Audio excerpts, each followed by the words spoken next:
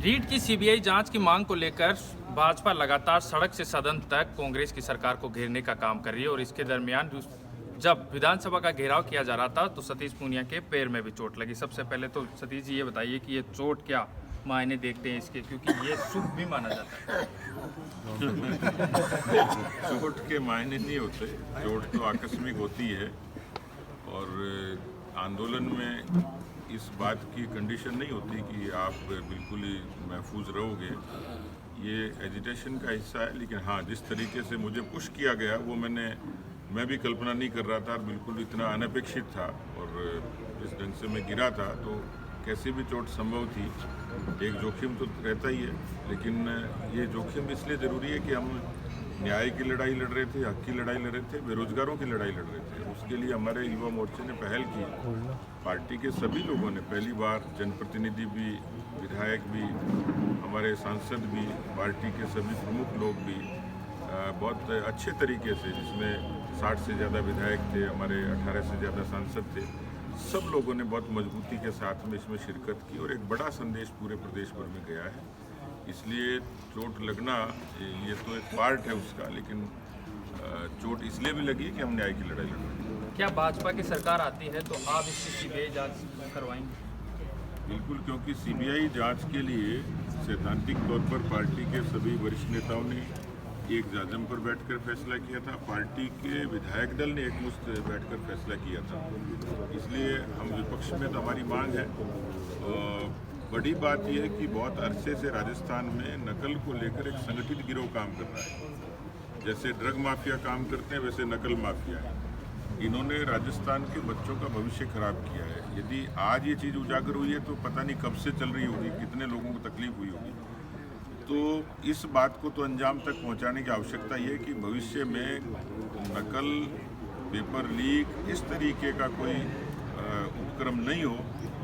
कांग्रेस की सरकार कह रही है हम कठोर कानून बनाएंगे, लेकिन उससे पहले क्यों नहीं बनाए, ये भी सवाल खड़ा होता है।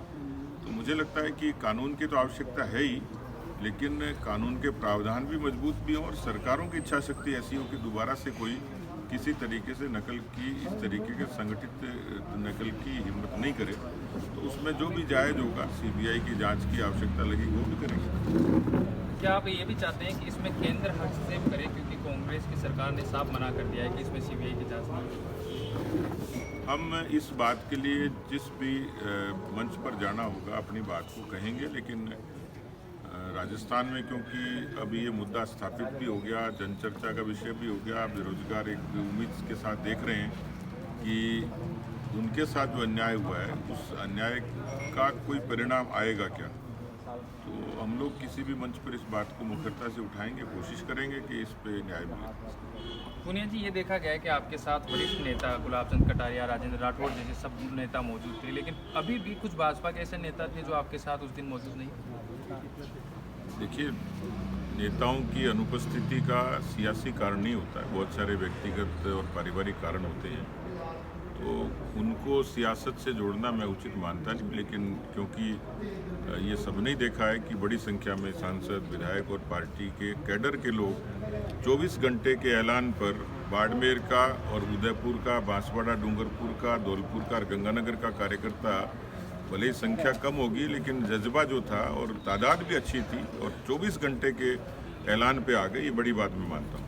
कांग्रेस अभी भी कर रही है कि भाजपा इसमें राजनीति कर रही है, भविष्य, युवाओं के भविष्य के साथ खिलवाड़ कर रही है। नहीं, राजनीति तो सभी कर रहे हैं, लेकिन हम लोक नीति के साथ भी और सच के साथ भी, बेरोजगारों के साथ भी। राजनीति तो कांग्रेस कर रही है, उनमें ईमान होता तो 3 साल में भर्तियां करवाते, लोगों को भर्ती करते, निरपेक्ष तरीके से करते। 15 से ज़्यादा भर्तियां तो प्रशासनिक और दूसरे कारणों से अटकी पड़ी हैं, न्यायालयों में लंबित हैं, अफसरों की टेबल पे पड़ी हैं, सरकार निर्णय नहीं कर पा रही। और एक के बाद जेईएन की, सब इंस्पेक्टर की और जो रीट की परीक्षा लीक हुई है, ये सरकार की उदासीनता और सरकार की कमजोरी के कारण हुई है। इसलिए हमारे ऊपर राजनीतिक आरोप गलत है। ये तो मुख्यमंत्री इसको केवल बदलना चाह रहे हैं, नौजवानों को गुमराह करना चाह रहे हैं। सीबीआई की जांच अलग पक्ष है और रोजगार देना अलग पक्ष है। वो इसको शामिल कर रहे हैं कि सीबीआई को जांच देंगे तो नौकरियां प्रभावित होंगी। कैसे होंगी? सीबीआई थोड़ी परीक्षा करवाती है, सीबीआई थोड़ी नौकरी देती है, सीबीआई जांच करेगी। सीबीआई की जांच से क्यों डर रहे हैं? डोटासरा जी कहते हैं कि ठठेरे की बिल्ली खुड़के से नहीं डरती, फिर सीबीआई से क्यों डर रहा भाई? करवाओ जांच। पुनिया जी, अभी ये भी देखा जा रहा है कि आपके नेतृत्व को कहीं ना कहीं कुछ भाजपा नेताओं द्वारा सहयोग नहीं मिल रहा है आपको।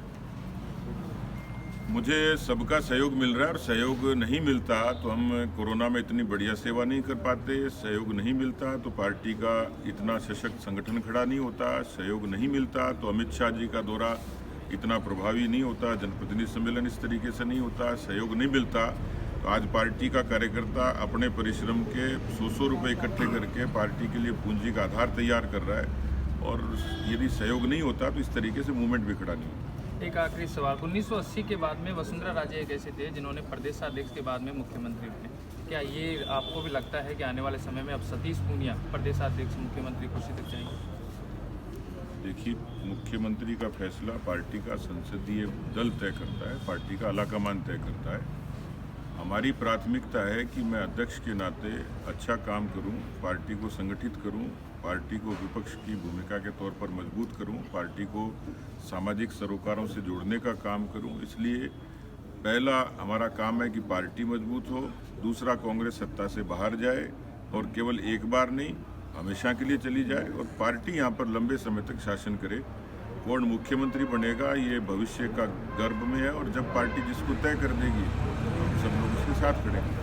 ये थे हमारे साथ सतीश पूनिया, जिन्होंने बताया कि 2023 में यदि भाजपा की सरकार आती है तो हम सीबीआई की जांच, रीट की सीबीआई की जांच जरूर कराएंगे। कैमरामैन देवेंद्र के साथ सागर चौधरी।